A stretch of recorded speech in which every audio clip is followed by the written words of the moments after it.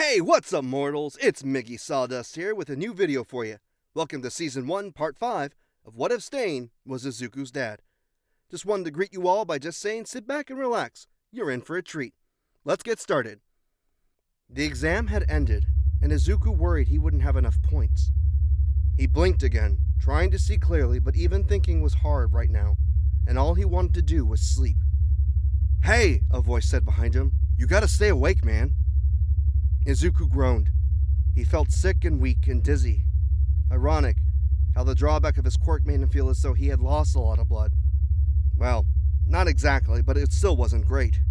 He felt the wall behind him and decided to sink in, letting gravity guide him mostly gracefully to the ground, and sat there with his head between his knees. He could hear other people talking around him, but honestly, he didn't want to have to listen to anyone right now. After a while, he wasn't exactly sure how long, he felt someone touch his arm. Flinching, Izuku looked up and over to the person, seeing Recovery Girl, the youthful heroine, smiling kindly at him. If Izuku were less exhausted, he'd be geeking out right now. Hello, Sonny, she said, her voice hazy in a way that Izuku knew meant his hearing was messed up. Do you know what's going on with you? It's easy if you tell me, but I can still take you to the infirmary. He wasn't sure what that meant. After blinking at her with confusion and trying to remember how language worked, he wet his lips and replied with a slurred, Quirk exhaustion. Quirk exhaustion. He heard the youthful hero sigh and say something to the other two teens beside him. He blinked, and the next thing he knew, he was in some sort of nurse's office. His mind felt clear, his vision was fine, and his hearing was sound. He blinked. Once. Twice, then, like a zombie, sat straight up in bed. He looked up around him, seeing the pristine white sheets on empty beds. The sun was still proud outside, and his dirty tracksuit was still clinging to him. Oh, good, a voice said behind him. You're awake. Recovery Girl sat at her desk, sorting files. I was starting to get worried. Here, take a gummy. You need the energy. She put 3 gummy bears in his open palm. They were holding little hearts close to their bodies. Thank you? Of course, she said, smiling. Now, if you think you can go, you may. I was just about to call your parents if you hadn't woken up just now.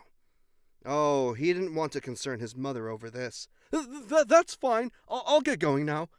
Swinging his legs over the side of the bed, he already knew, however, that he had a problem. Curse post-exhaustion. Awkwardly, he smiled at her. Sorry to ask, but, do you have anything with, iron in it, by any chance? She looked up and thought. Iron, Yeah. Well, I do have some dried seaweed. That's perfect. Sorry for asking. Nonsense. She waved him off, fetching an unopened packet of dried seaweed.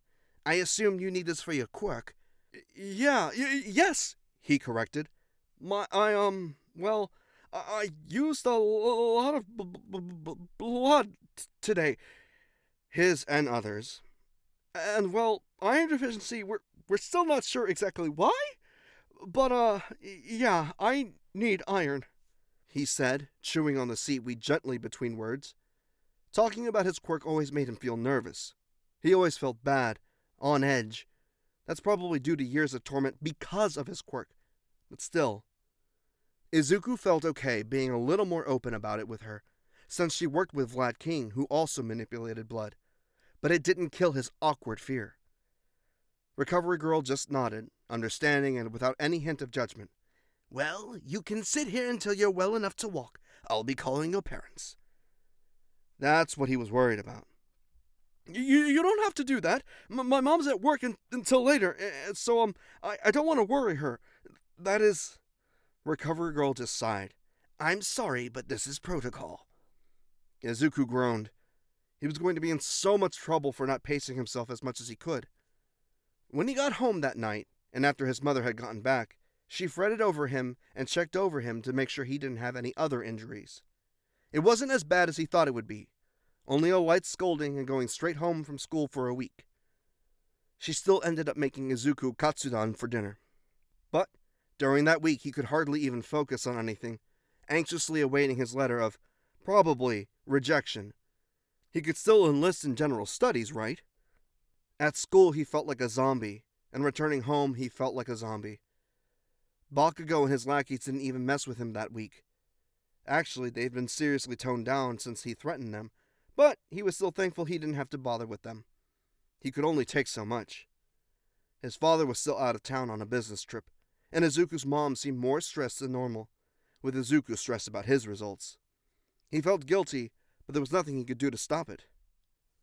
Izuku was watching a video of a new hero debut when his mother came crashing through the house. "Izuku!" she yelled, holding up the envelope. "Izuku, it's here!" His mind went blank, and then he realized, with a thunderous dread and hope swirling together, that he'd finally know today. He rushed over to his mother, took the envelope, and hid away in his room. If he was rejected, he wanted to know that within the confines of his own room. But what if he got in? Taking a steadying breath, Izuku opened the letter. Out of it popped a disc which clattered on his desk unceremoniously. Confused, Izuku picked it up. Was it a projection? Probably. This was UA after all. Izuku pressed the button on the top of it, and, sure enough, the letters for UA presented itself. He set it down on his desk. "Greetings!" a projection of All Might said, and Izuku's jaw dropped. "I am here as a projection! Congratulations, young man, you earned 14 hero points. However, that is not enough to get into the hero course. I'm sorry." Izuku felt the scathing disappointment in himself. His hero. His hero. He failed. Not only his father, but All Might, the one and only real hero the world had to offer anymore. "However," Izuku looked up, "what type of hero school would we be if we didn't take into account the bravery of others?" The projection showed him clips of pushing other students out of the way from debris and saving that girl. "That takes courage, and that is what we want to see in our future heroes. Midoriya Izuku, you made a grand total of 80 rescue points, the highest amount awarded in UA history. That, with your villain points, grants you a total of 94 points, more than enough to pass the exam." Izuku was crying. He felt himself hiccup, and felt the shudder of his breath. He did it?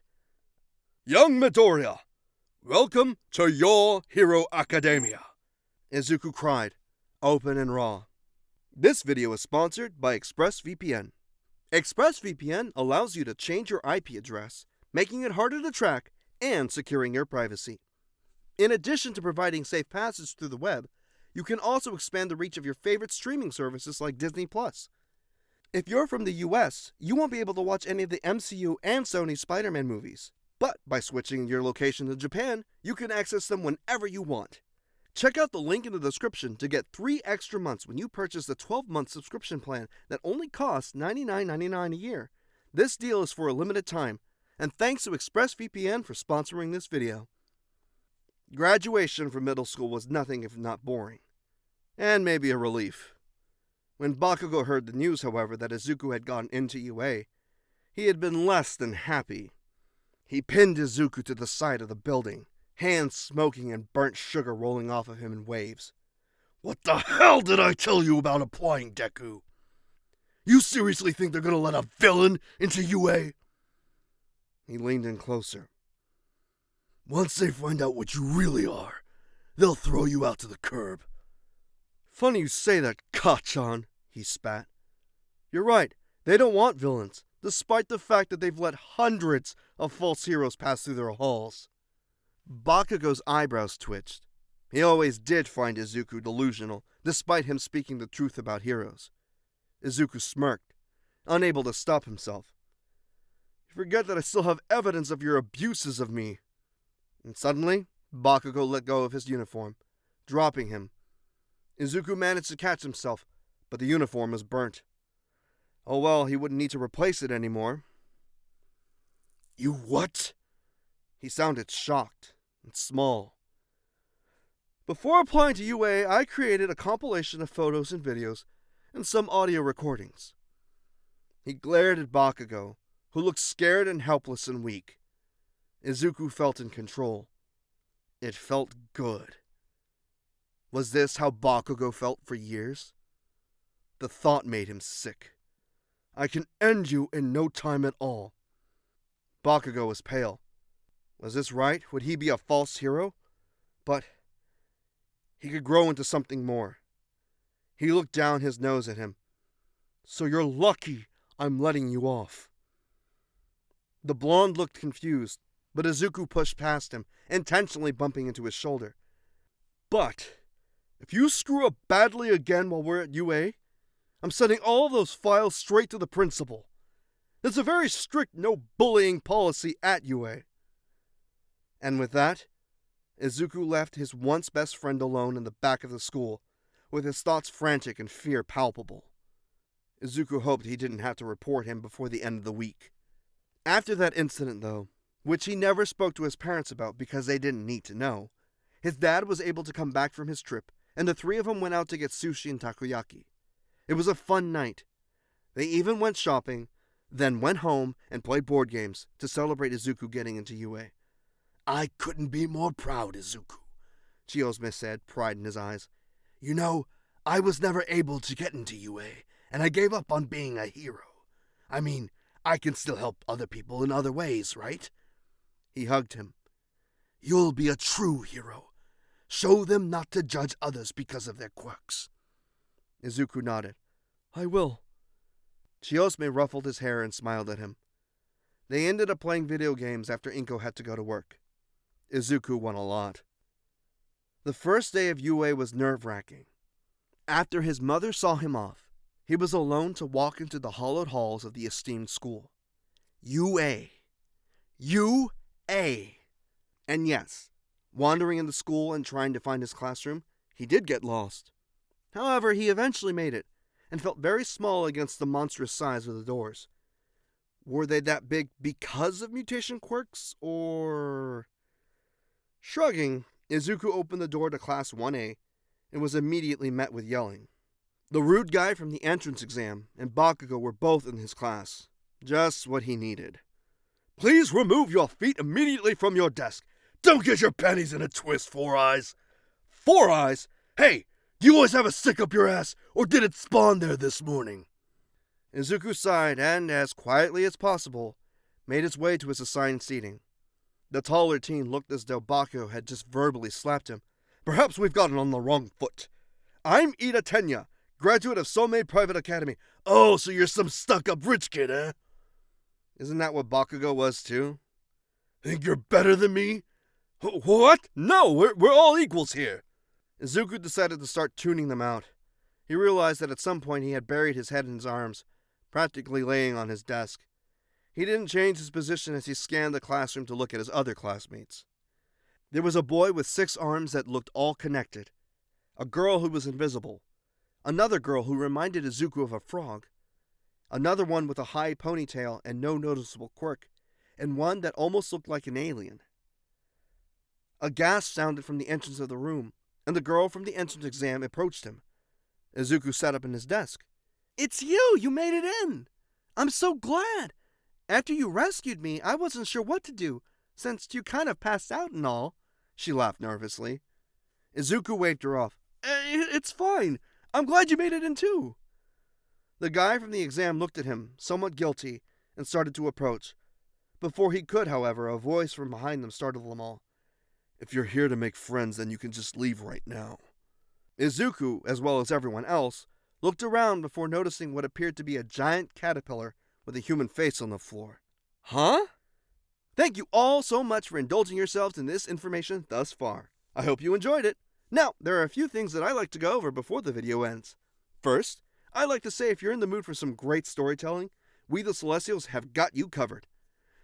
Our We the Celestials, My Hero Academia, and Naruto What If channels retell the story of their namesake anime with a twist.